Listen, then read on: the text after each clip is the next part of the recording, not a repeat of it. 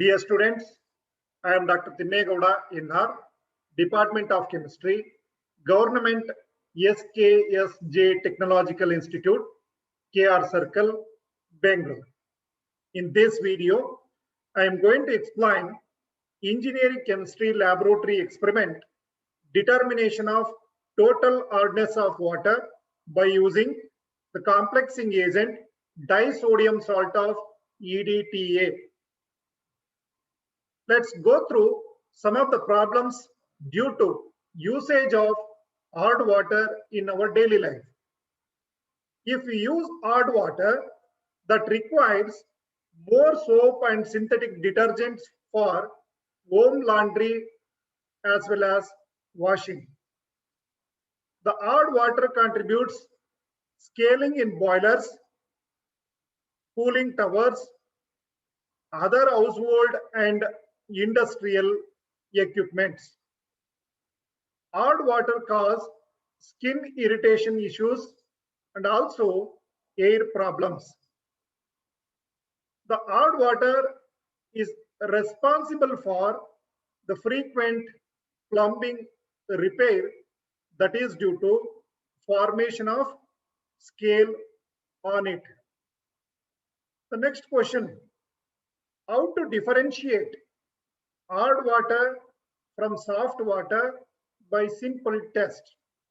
You can look at the picture here.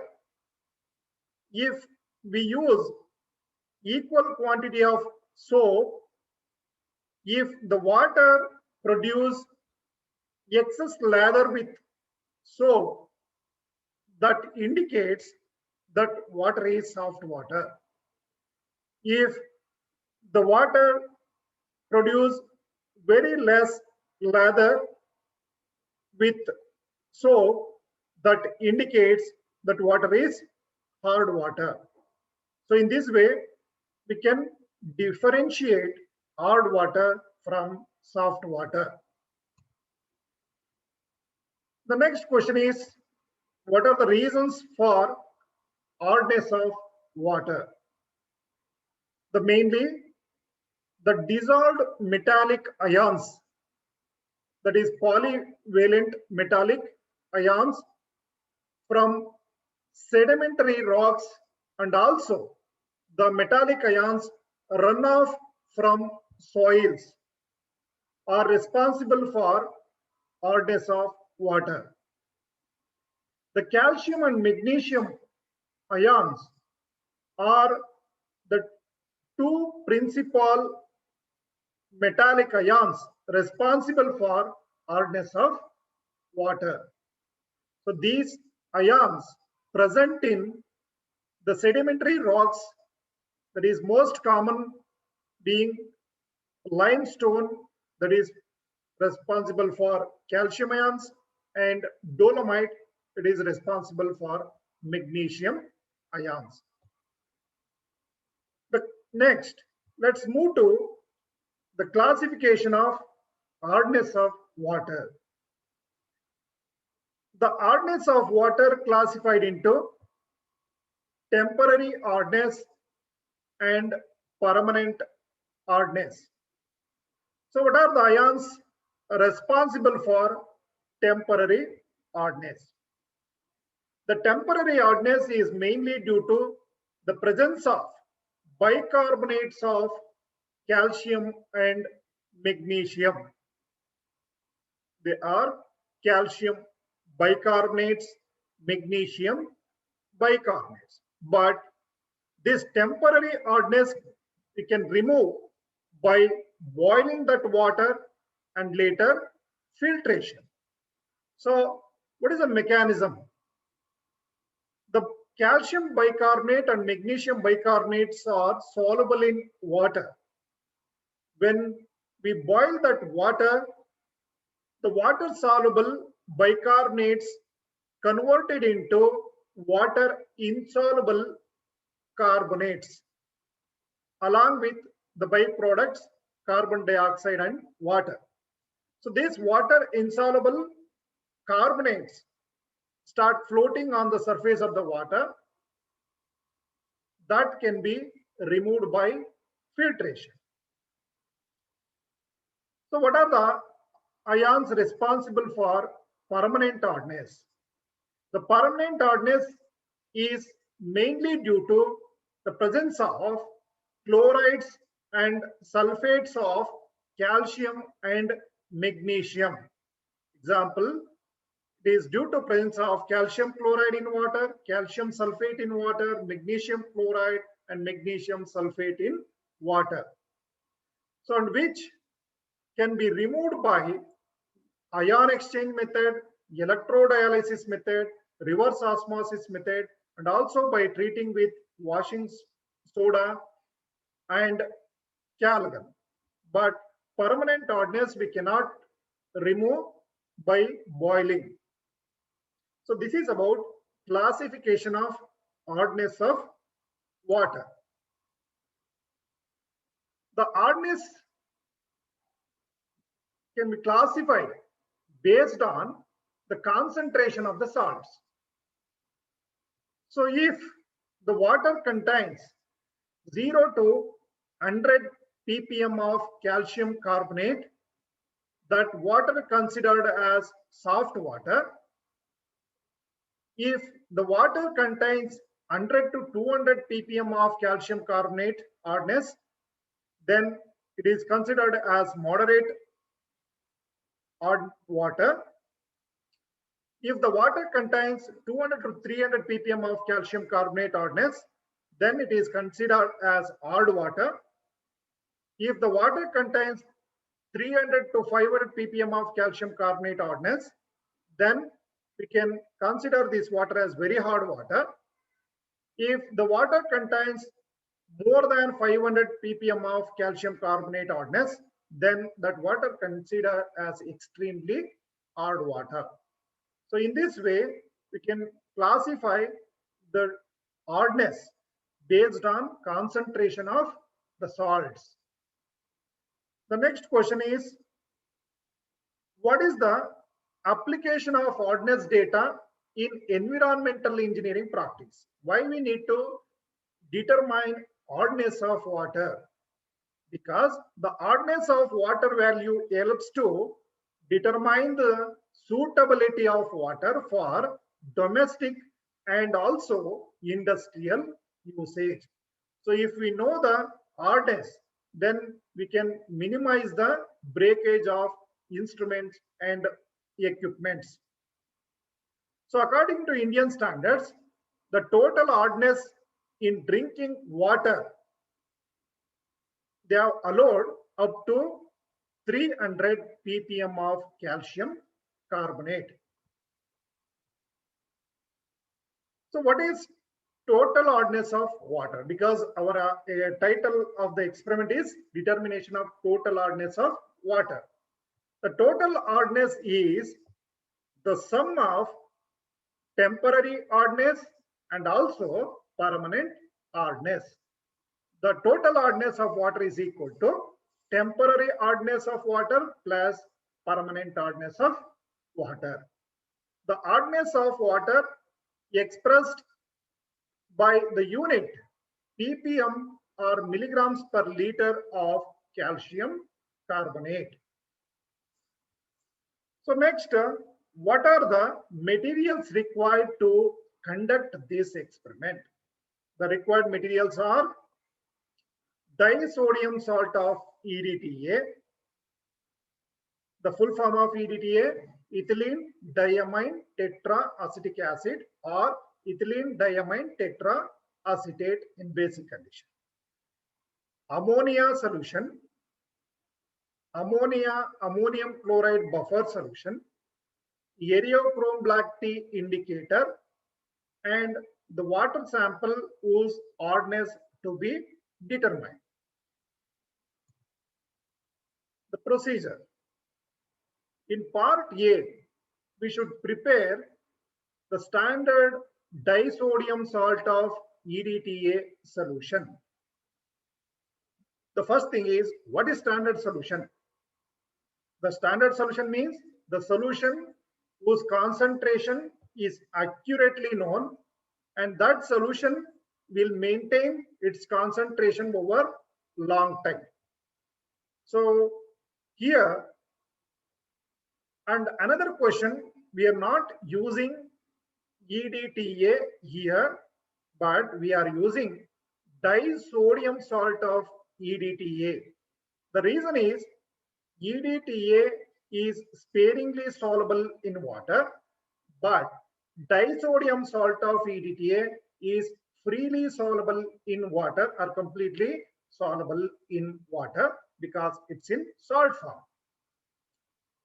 So how to prepare standard solution? First, we should weigh accurately the weighing bottle containing disodium salt of EDTA, and we should note down the weight of weighing bottle plus disodium salt of EDTA.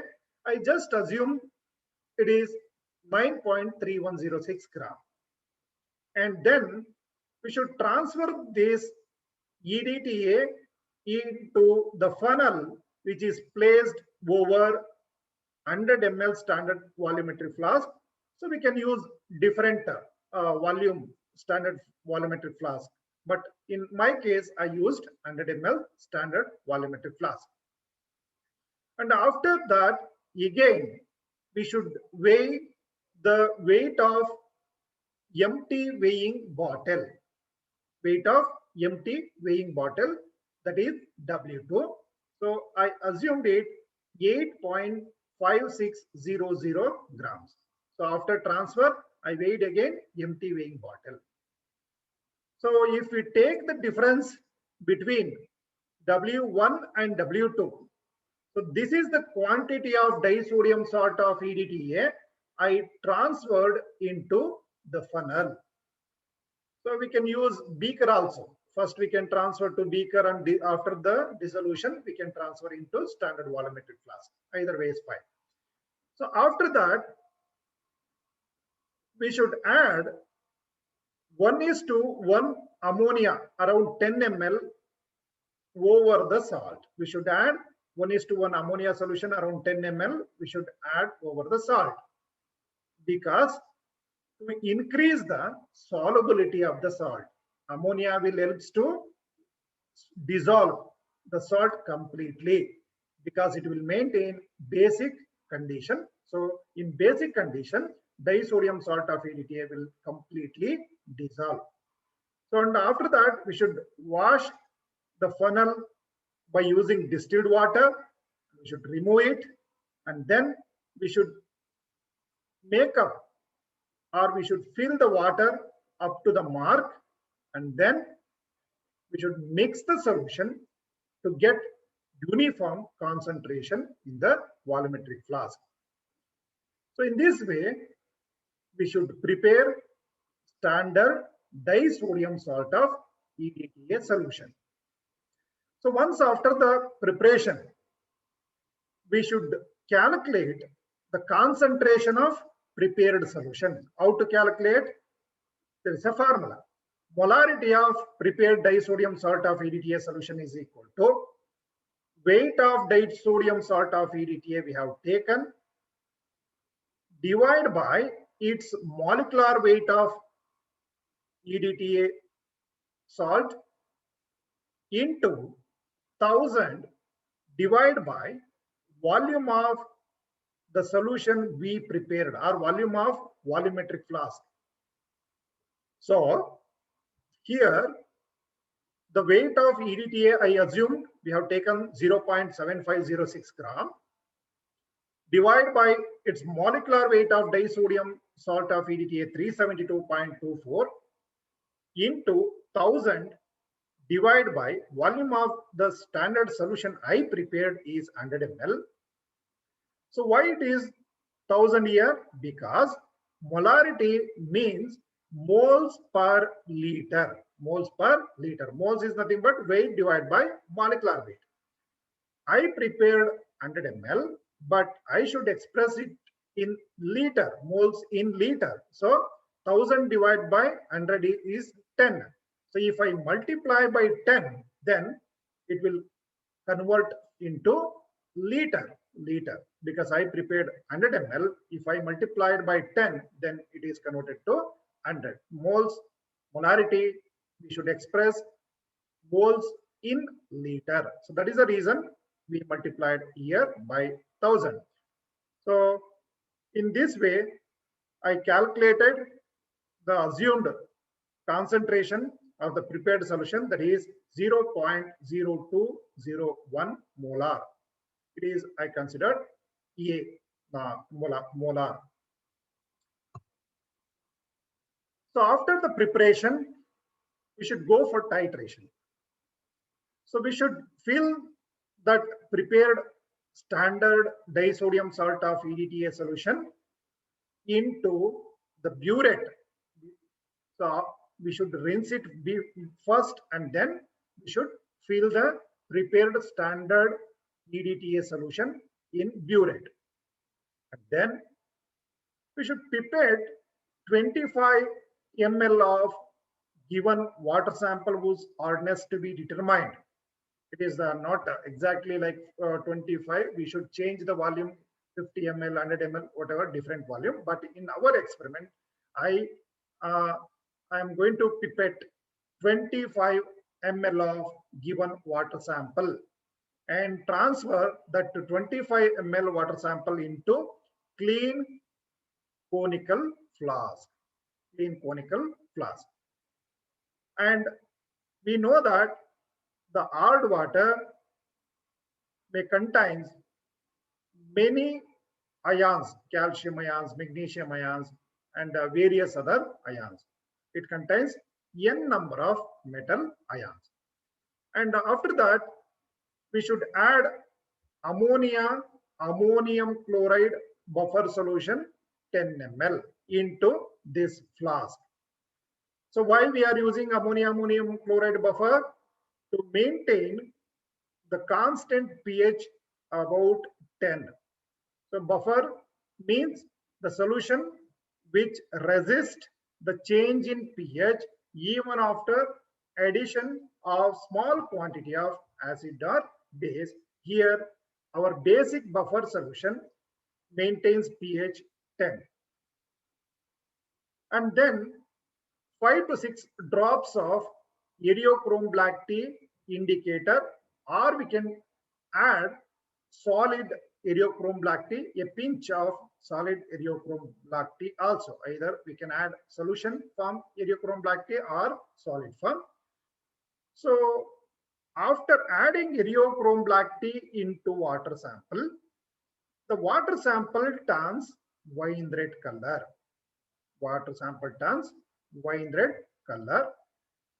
And after that, we should start titration against the standard Na2-EDTA solution taken in the burette. And this solution, we can call it as titrant, and water sample, we can consider titrant or analyte. So once you start the titration, then if we proceed the titration, the wine red color changes to blue color. That indicates end point of the titration. So I will explain the mechanism in next slide. So I repeat the procedure. You should pipette 25 ml water sample and transfer into the clean conical flask. You should add 10 ml of ammonium chloride buffer solution to maintain pH 10. And after that, we should add a pinch of eriochrome black tea or 5 to 6 drops of eriochrome black tea. The eriochrome black tea color is blue color under basic condition of pH 10, but that blue color will turn into wine red, and we should start the titration.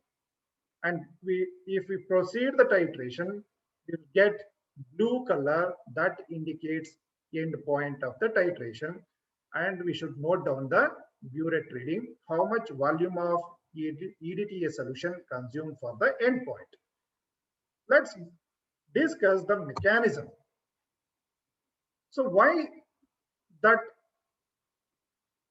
solution appeared wine red at the beginning, but blue color at the end. So you can see here the eriochrome black tea in deprotonated form. Original structure is here OH, but once it enters into the basic condition about pH 10, it forms a deprotonated form of eriochrome black tea and its color blue. But that blue colored indicator gives wine red color with the water sample. The reason is the indicator acts as a weak complexing agent. So once it enters to water which contains metal ions, that indicator will make a weak complex with metal ions, but not complete metal ions, only with few metal ions, because we added only few drops of or few pinch of indicator. So the indicator will form a weak complex of metal ion eriochrome black tea complex. So the color of this complex is wine red.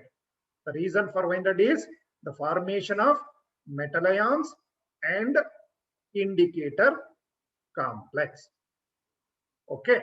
So next, when we start the titration with standard EDTA solution. So EDTA is a hexadentate ligand. That means it has 6 donor atoms. So here 2 nitrogen atoms and 4 oxygen atoms. It will form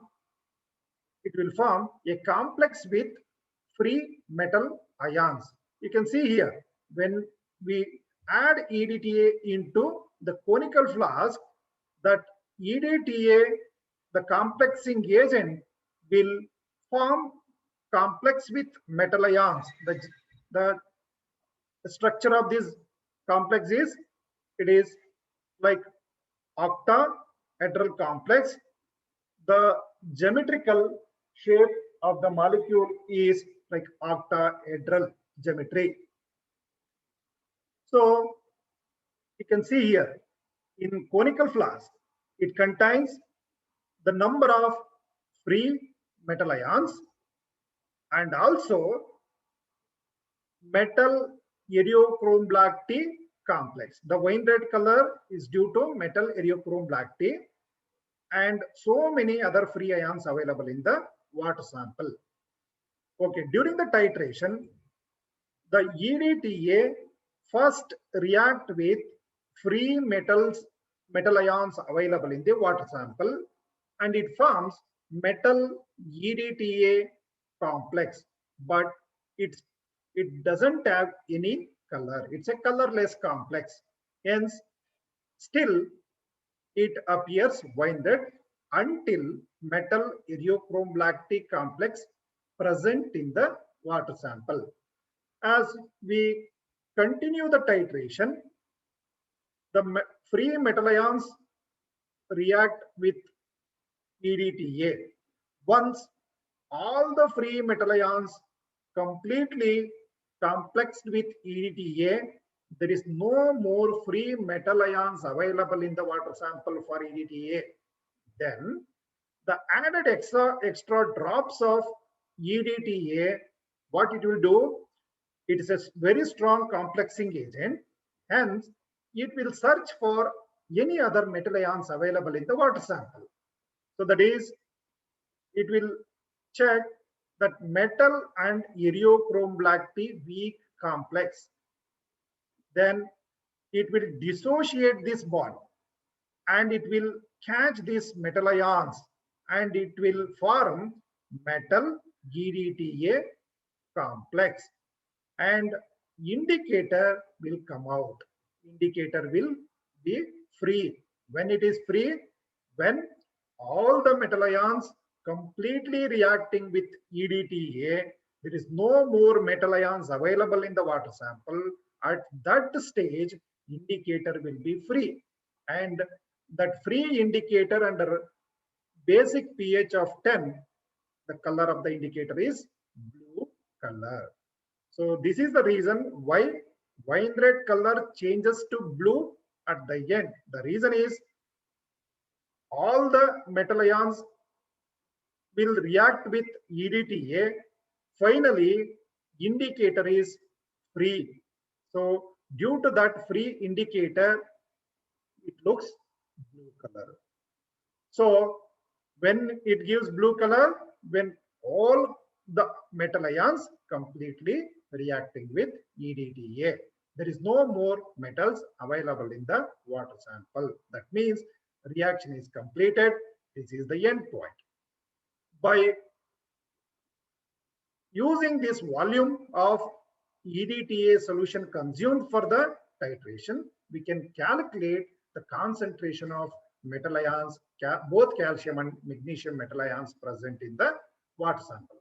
You can see here, it is a complexometric titration. So why it is complexometric? Because we are measuring the complexes. So EDTA and metal complexes. By measuring complexes, we are determining the concentration of calcium and magnesium ions in the water sample. So this is the mechanism behind why wine red color changes to blue at the end point. So as we discussed, we have taken standard EDTA solution in the burette, and in conical flask 25 ml of water sample, 10 ml of ammonium chloride buffer solution, and 5 to 6 drops or pinch of eriochrome black tea is also known as metal ion indicator, because it gives, when it is it gives different color. When it reacts with metal, it gives different color, and without metal, it gives different color. Hence, it is called metal ion indicator. The end point, wine red to blue. So just I assumed the first reading is 10.3 ml, and then we should repeat for 2 more trials. I assume second trial is 10.1 ml, and third trial consume 10.1 ml again. So I will consider any one reading for further calculation. The volume of disodium salt of EDTA solution required to react with 25 ml of water sample, that is equal to 10.1 ml. That is, I assume, BML. That is a burette reading. So this is the calculation part. If 1 ml of 1 molar disodium salt of EDTA solution consumed for the end point, then that is equivalent to 100 milligrams of calcium carbonate hardness. So this is a standard equation.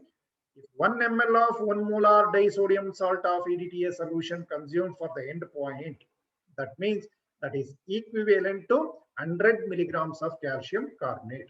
So here 100 is the molecular weight of calcium carbonate, and the hardness they are expressing using calcium carbonate. So because it is highly stable salt and the molecular weight is 100, so that is the reason they have chosen this calcium carbonate to express hardness.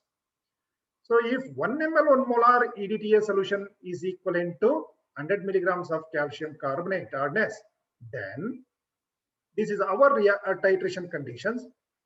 Therefore, BML, this is the burette reading, our titration burette reading. BML of, it is the molarity of EDTA solution, what we are using, A molar EDTA consumed, then that is equivalent to how much milligrams of calcium carbonate. 1 ml of 1 molar native EDTA solution is equivalent to 100 milligrams of calcium carbonate. Then if BML of A molar EDTA solution consumed for the endpoint is equivalent to how much hardness. So then we should cross multiply it, B into A into 100 divided by 1. So I will substitute the B is the burette reading. I assume 10.1, and A is the molarity of native EDTA solution, that is 0.0201 molar, and 100 is the molecular weight, is a equivalent here 100, and if you calculate it, 20.301 milligrams of calcium carbonate hardness.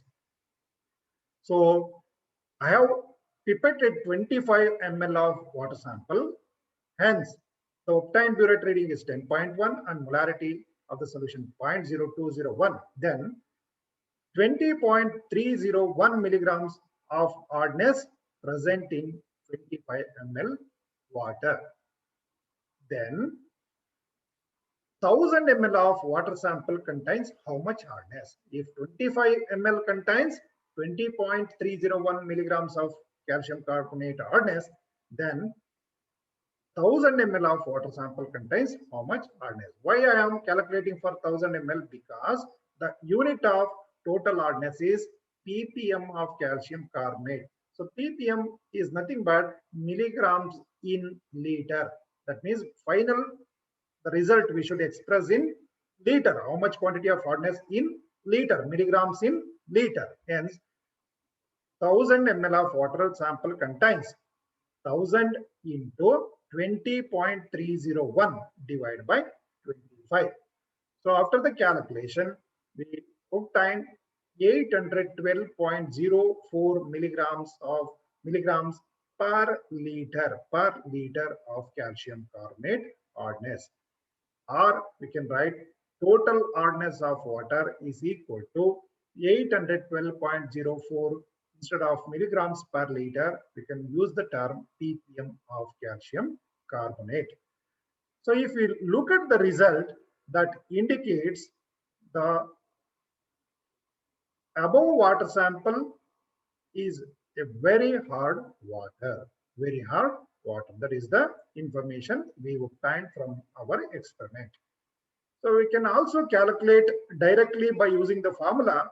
Hardness of water, total hardness of water is equal to volume of EDTA solution consumed, burette reading, volume of EDTA solution consumed for the endpoint into molarity or concentration of EDTA solution we used for our experiment into 100, it is the 100 into 1000, because finally we should calculate it for 1000 ml water sample, divide by volume of water sample we pipetted for our titration. That is the volume here. If we substitute directly for this formula, also we can get the total hardness of water. So in this way, we can calculate the total hardness of water by using the burette reading of EDTA solution and also the concentration of EDTA solution and using the volume of water sample. So we can use different volume of water sample. If we use 50, we should substitute here 50, or 100 ml here 100 ml. So in that way, we can calculate the total hardness of given water sample. So these are the reference materials I have used: the Vogel textbook of quantitative chemical analysis, laboratory manual, and also the web search engines. So let's go through some of the multiple choice questions covered under this topic. The question number 1, hardness of water caused mainly due to the presence of calcium ions only, magnesium ions only, fluoride ions, both calcium ions and magnesium ions. As we discussed, both calcium ions and magnesium ions are responsible for hardness of water. Hence, the right answer is option D. Question number 2, bicarbonates of metals in water cause temporary hardness to the water, permanent hardness to the water, both temporary and permanent hardness to the water. Option D, all the above. So as we know, bicarbonates of metals in water causes temporary hardness to the water. Hence, the right answer is option A. Question number 3. Permanent hardness of the water caused due to presence of bicarbonates of calcium and magnesium in water, or presence of sulfates of calcium and magnesium in water, chlorides of calcium and magnesium in water. Option D, both B and C. So permanent hardness of the water is due to sulfates and chlorides of calcium and magnesium. Hence the right answer is option B and C. That is option D. Question number 4. Determination of hardness using EDTA. The titration belongs to option A, acid-base titration, option B, precipitation titration, option C, complexometric titration, option D, redox titration. So EDTA is a complexing agent and it reacts with metal ions. So this type of titration called complexometric titration. Hence the right answer is option C. Question number 5. The temporary hardness can be removed by boiling and filtration. Whether this statement is true or false. As we know, the temporary hardness can be removed by boiling and filtration. Hence, the right answer is option A. Question number 6. Wine red color of water sample after adding ureochrome black tea indicator is due to option A, ureochrome black tea indicator, option B, EDTA, option C, EDTA and metal ion complex, option D, metal ion and ureochrome black tea complex. So as we know, in basic condition, so the blue colored ureochrome black tea reacts with metal ions present in the water sample and it forms ureochrome black tea and metal complex. The color of this complex is wine red. Hence, the metal ion ureochrome black tea complex responsible for wine red color. The right answer is option D. Question number 7. Blue color of water sample at the end point of the titration is due to option A, free EDTA, option B, free indicator ureochrome black tea, option C, EDTA and metal ion complex, option D, metal ion and ureochrome black tea complex. As we know, the wine red color turns to blue at the end of the titration or at end point because all the metal ions is consumed by the EDTA. There is no more metals. The remaining is ureochrome black tea free indicator. So other is EDTA and metal complex, that is colorless, and the remaining product is free indicator. Its color is blue. The blue color at the end point is due to free indicator. Hence the right answer is option B. Question number 8. Permanent hardness of water sample can be removed by option A, boiling and filtration, option B, ion exchange method, option C, reverse osmosis, option D, both B and C. So we know that the permanent hardness we cannot remove by boiling and filtration, but we can remove by ion exchange and reverse osmosis. Hence the right answer is option D, both B and C. Question number 9. The total hardness of the water sample will be expressed in option A, ppm of calcium carbonate, option B, ppm of magnesium carbonate, option C, ppm of sodium carbonate, option D, ppm of calcium sulfate. The right answer is ppm of calcium carbonate, option A. Question number 10. As per the Indian standards, the allowed total hardness for drinking water is option A, 500 ppm of CaCO3, option B, 600 ppm of CaCO3, option C, 300 ppm of CaCO3, option D, 700 ppm of CaCO3. As I mentioned, the allowed limit for drinking water as per Indian standards is up to 300 ppm of calcium carbonate. Hence, the right answer is option C. So I will stop here. Thank you.